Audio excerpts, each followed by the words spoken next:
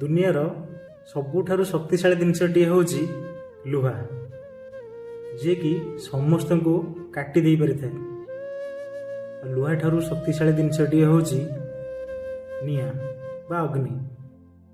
लुहा को भी तरल कर दे पारि थाए।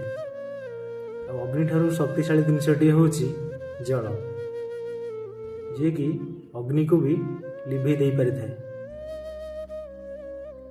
जल ठारु शक्तिशाली जिनसटी होउची मानव, जे कि जल को पानीय भाव शोषी दे पारि थाए। मानव ठारु शक्तिशाली जिनसटी होउची मृत्यु, जार स्पर्श को टाणी नहीं थाए। मृत्यु ठारु शक्तिशाली जिनसटी होउची प्रार्थना,